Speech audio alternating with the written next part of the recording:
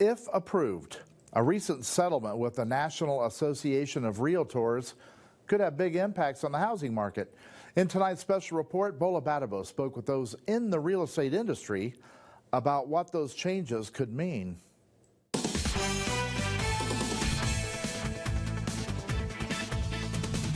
If this settlement gets agreed upon, the seller now has the ability to say, no, we don't want to offer any commission to the buyer's agent.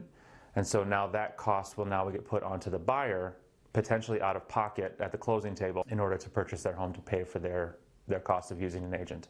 If this becomes the case, it's an added barrier for potential and first-time home buyers. A lack of inventory and high interest rates already contribute to the challenge. Given that, they're going to have to absorb this cost, do you think that potentially home prices could go down? I would say leaning towards no, because the issue we have with home prices and not the prices, it's a lack of inventory. If home prices do come down, then you might see buyers, or you probably see buyers start to bid home prices up because of that fact, which then also will impact potentially what they have to pay or what they will pay their buyer's agent.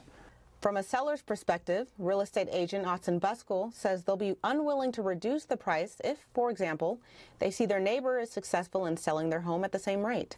Sellers may also want to pocket the money for the purchase of their next home. Mortgage broker and owner of Hilltop Home Loans in Bend points out a misconception about the new potential guidelines. Suddenly, buyer's agents just don't need to get paid, or buyers need to compensate the buyer's agent completely, and that's never been the case. And in fact, the ruling didn't even say that. It just says it can't be listed on the MLS. With this change, real estate agent Alexandria Bolden explains what kind of dialogue would take place.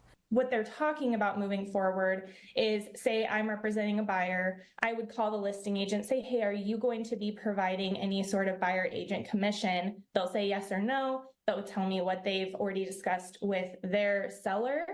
From there, discussion with the buyer would cover the purchase offer, home inspection contingencies, closing date, closing costs, and more. Buyers will also be required to sign buyer representation agreements to use an agent, which is a legally binding agreement detailing services, agency relationship, and compensation. It's going to really encourage agents to sit down with their buyers, explain the process, start to finish, of how to purchase a home with that particular agent, how that particular agent is going to get paid. In Bend, Bola Badibo, News Channel 21. Tonight we want to know how you feel about this. Do you think changes will bring house prices up or down? To weigh in, head over to our web poll on the KTVZ.com homepage, or you can scan the QR code you see on your screen. That'll take you directly to our online web poll.